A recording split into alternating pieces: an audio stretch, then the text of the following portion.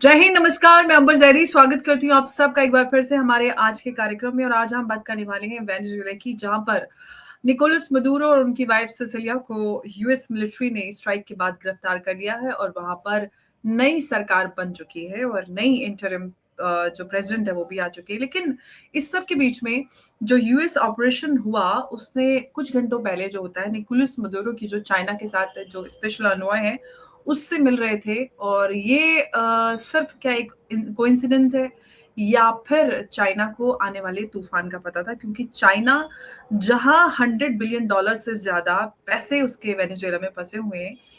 और हम जानते हैं कि जो चाइना है उसके लिए जो वेनेजुएला है वो एक कंट्री नहीं, बल्कि ये कहें कि लेटिन अमेरिका की जो एक पिलर उसको कह सकते हैं, या फिर ये कह सकते हैं कि जो उसकी ऑयल सिक्योरिटी इंश्योरेंस है और एक एंटी यूएस ग्लोबल नैरेटिव का सबसे बड़ा टेस्ट केस। और आज हम इन्हीं सवालों को उठाएंगे इस चर्चा में कि अगर काराकास चाइना के हाथ से निकल रहा है तो चाइना क्या हार जाएगा या उसका पैसा फंस जाएगा, या उसकी स्ट्रेटजी कैसे पूरी इस तरफ आगे बढ़ेगी। इस पे बात करने के लिए उमेश जी हमारे साथ हैं। उमेश जी, बहुत स्वागत है आपका। जय हिंद, नमस्कार। जय सिया राम अंबर जी। जय सियाराम उमेश जी। उमेश जी, चाइना के वेनेजुएला में $105 बिलियन फंसे हुए हैं। पैसा इतना क्यों लगाया जब पता है कि जो कंट्री है उसकी इकोनॉमी जो है वो स्ट्रक्चरली वीक थी। तो क्या ये इन्वेस्टमेंट था या फिर जियोपॉलिटिकल एक इंश्योरेंस चाइना का? कैसे चाइना ने इतना पैसा वेनेजुएला जैसी एक इकोनॉमी में लगाया? देखिए, आपके एक सवाल का मैं आपको एक और एक सवाल पूछता हूँ। क्यों चाइना ने पाकिस्तान के अंदर $70 बिलियन लगाए? ये वही पाकिस्तान है जो रेडिकलाइज जिहादी एलिमेंट्स को एक तरह से शरण देता है। वर्ल्ड के अंदर जितने भी टेररिस्ट ग्रुप्स है वो पाकिस्तान से आते हैं। उसके बावजूद चाइना ने $70 बिलियन जो है पाकिस्तान में इन्वेस्ट किया। अब आता हूं वेनेजुएला में, जिधर चाइना ने $105 बिलियन इन्वेस्टमेंट किया है। क्योंकि वेनेजुएला के पास वर्ल्ड का सबसे बड़ा प्रोवन ऑयल रिजर्व्स है। 304 बिलियन बैरल्स जो है वो वेनेजुएला के पास है, और जिसकी एस्टिमेटेड वैल्यू है $18 ट्रिलियन। अब वहां पर चाइना ने एक तरह से स्ट्रेटेजिक इन्वेस्टमेंट किया वहां की माइंस में, वहां पे रिफाइनिंग कैपेसिटीज में, और जितनी भी स्टेट बैंक कंपनीज है वहां पर उन्होंने जनरस एड्स दिया है। उसके बदले उसको डिस्काउंटेड वेनेजुएला का क्रूड ऑयल मिलता था। एक तरह से वेनेजुएला की लाइफलाइन थी ये चाइनीज इन्वेस्टमेंट। और और अमेरिका ने एक तरह से डिसाइड कर लिया है कि वो मोनरो डॉक्ट्रिन फॉलो करेगा, और वो किसी को भी अलाउ नहीं करेगा। नॉर्दर्न अमेरिका, लैटिन अमेरिका और ग्रीनलैंड के क्षेत्र है वहां पे कोई भी आउटसाइड पावर का इंटरफियरेंस बर्दाश्त नहीं करेगा। डोनाल्ड ट्रंप ने क्लियर कट अपने इलेक्शन कैंपेन में बोल दिया। जो पिछली बाइडेन सरकार थी वो बहुत सॉफ्ट थी, वो अलाउ कर रही थी ये सब चीज। और जैसे ही डोनाल्ड ट्रंप आए उन्होंने जो गल्फ ऑफ मेक्सिको है उसको गल्फ ऑफ अमेरिका कर दिया। उसके बाद पनामा कैनाल का जो कंट्रोल चाइनीज कंपनीज के पास था वो कंट्रोल अपने पास वापस ले लिया। अब सबसे बड़ा चीज किया वेनेजुएला को एक तरह से वहां पर कल कैरेकस में जो ऑपरेशन हुआ उससे एक तरह से अमेरिका ने अपना जो स्ट्रेटेजिक बैकयार्ड में चाइनीज इन्फ्लुएंस को कंप्लीटली खत्म कर दिया। और इसके कारण चाइना को $105 बिलियन का नुकसान हो रहा है। एक और एक चीज नोट कर लीजिए, चाइना ने अभी तक बेल्ट एंड रोड इनिशिएटिव में all over the world 101.3 trillion उन्होंने इन्वेस्ट किया। $1300 बिलियन इन्वेस्ट किया, जिसमें 105 बिलियन उन्होंने सिर्फ अकेले सबसे बड़ा इन्वेस्टमेंट वेनेजुएला में किया, ताकि उसकी oil security, energy security guarantee कर सके। और चाइना एक तरह से एनसर्कल कर रहा था अमेरिका को इन लैटिन अमेरिका। अब सबसे बड़ा चीज है, यूएस ने एक तरह से सर्जिकल स्ट्राइक वेनेजुएला पे नहीं की है, ये बीजिंग पे हुई है। और बीजिंग से इसको एक तरह से चाइना को बहुत बड़ा इकोनॉमिक लॉस होने वाला है, क्योंकि पहले जो एनर्जी ट्रेड होते थे वेनेजुएला के, वो युआन में सेटलमेंट होता था। अब जो सप्लाईज जो रुक चुकी है, 1 मिलियन बैरल्स पर डे जो रुक चुकी है, उसको उसको ये जो क्रूड है उसको डॉलर में खरीदना पड़ेगा। तो जो मुहिम थी डी डॉलराइजेशन की, और जिस हिसाब से बात हो रही थी कि डॉलर का ऑल्टरनेटिव तैयार किया जाएगा और ये सब चीज किया जाएगा, कमोडिटी में युआन को लेके बढ़ावा देने की कोशिश की जा रही है, सब पर रोक रख चुकी है। अब आप देखिए ईरान के अंदर भी तख्ता पलट की बात आ रही है। इससे पहले नाइजीरिया के अंदर भी अमेरिका ने वहां पर मिसाइल स्ट्राइक की थी। वहां पर भी नाइजीरिया में चाइना ने जनरस इंफ्रास्ट्रक्चर इन्वेस्टमेंट किया है, और उसके बाद आप ये देखें कि उनको नाइजीरिया उसके एवज में उनको गैस और ऑयल एक्सपोर्ट करता था।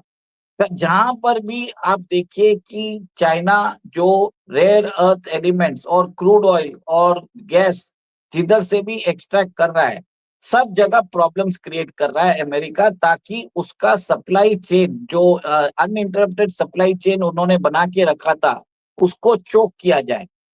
अच्छा, लेकिन उमेश जी अब सवाल ये है कि जिस तरह से वेनेजुएला में हमने देखा है कि रिजीम चेंज होता है, नई इंटरिम गवर्नमेंट बन जाती है, तो क्या इसके बाद जो ब्राजील, चिले और बाकी एलएसी कंट्रीज हैं, वो भी चाइना के साथ क्या डिस्टेंस बनाना शुरू करेंगी अब? देखिए डोनाल्ड ट्रंप ने 4 कंट्रीज को ऑन रिकॉर्ड उन्होंने धमकी दे दी है। एक तो मेक्सिको है, सेकंड क्यूबा है, थर्ड कोलंबिया है, फोर्थ कनाडा है। मेक्सिको जो है वर्ल्ड का सबसे बड़ा सिल्वर जो प्रोडक्शन होता है वो मेक्सिको में होता है। क्यूबा को इसके लिए दिया क्योंकि क्यूबा का अच्छा रिलेशनशिप था वेनेजुएला के साथ, और कनाडा और कोलंबिया को भी उन्होंने ऐसे ही एक तरह से क्लब करके उन्होंने कलेक्टिवली 4 कंट्रीज को उन्होंने दे दिया। पर सबसे बड़ा प्रॉब्लम आने वाला है, जैसे आपने बोला है, चिली और बोलीविया जैसी कंट्रीज, और सबसे बड़ा प्रॉब्लम आने वाला है ब्राजील को, क्योंकि ब्राजील के अंदर जो लुला दी सिल्वा है वो प्रेजेंट प्रेसिडेंट है, और ब्राजील के पूर्व प्रेसिडेंट जो हैं वो जेयर बोल्सोनारो है, वो ट्रम्प सपोर्टर रह चुके हैं। और लास्ट टाइम जब इलेक्शन हुआ तब बहुत ही कम अंतर से लुला डी सिल्वा जीते थे। लुला डी सिल्वा को अराउंड 51% वोट आया था और जेयर बोल्सोनारो को 49% आया था। बहुत कांटे की टक्कर हुई थी। उसके बाद बोल्सोनारो को उन्होंने लुला डी सिल्वा की एडमिनिस्ट्रेशन ने अरेस्ट करवा दिया। ट्रम्प चाहेंगे कि उनको समझ में आ गया कि रशिया, इंडिया और चाइना को तो तोड़ नहीं सकते। अब ट्रम्प ट्राई करेंगे कि ब्राजील और साउथ अफ्रीका को वो ब्रिक्स के अंदर तोड़ दे।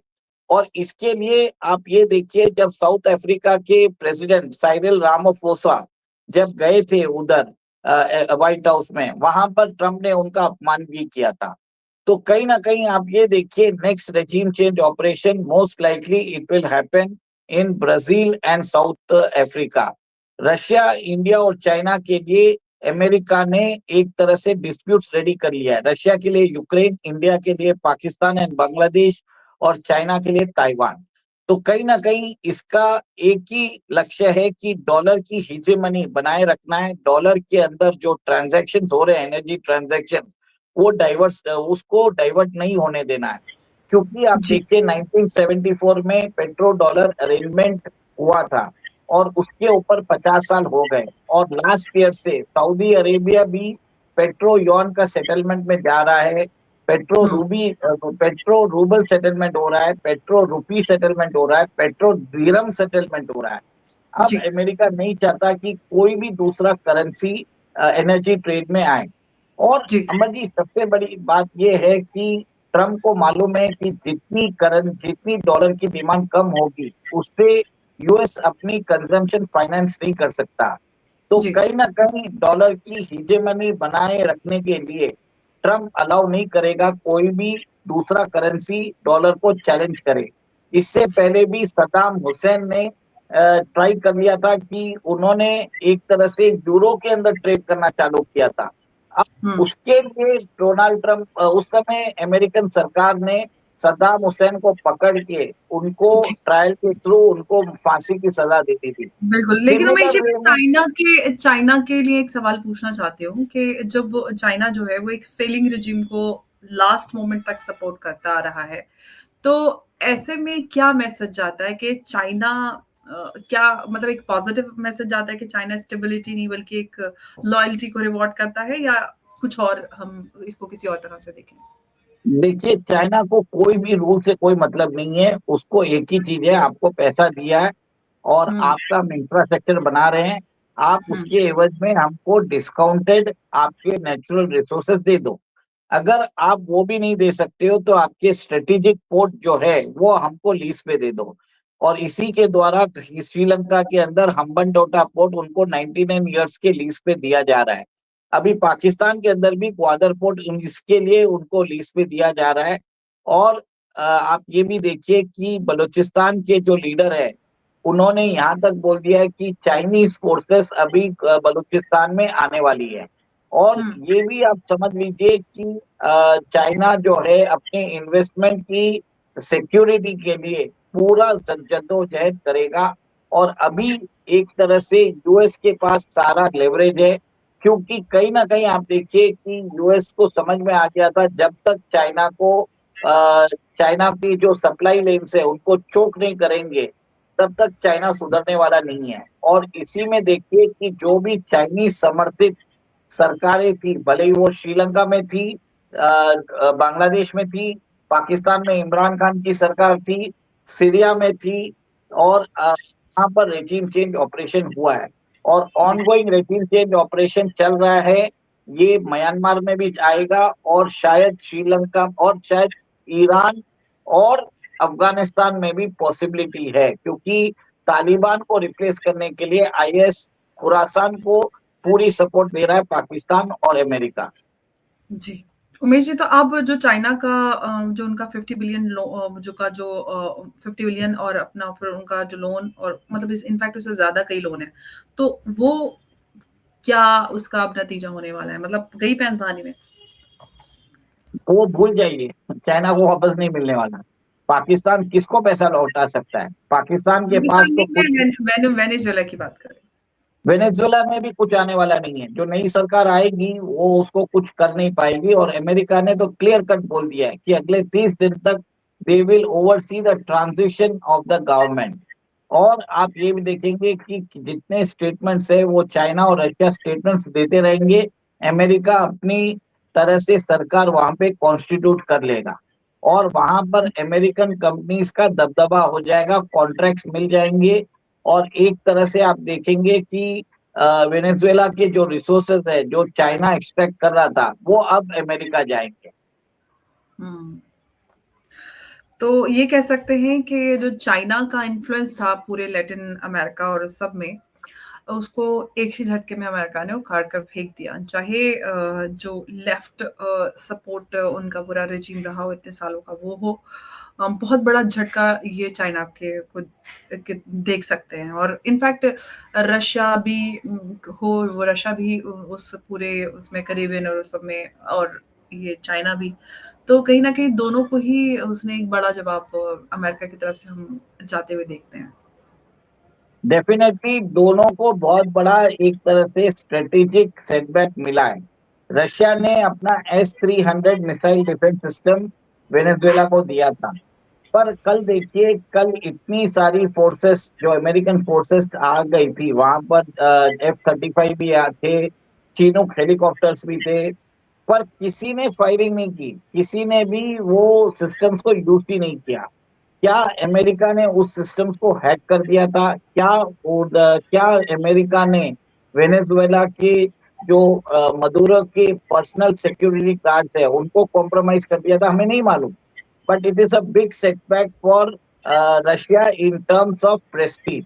और चाइना को लिए तो बहुत बड़ा एक तरह से ब्लो है, क्योंकि उसके $105 बिलियन जो है एक तरह से डेड हो चुके हैं।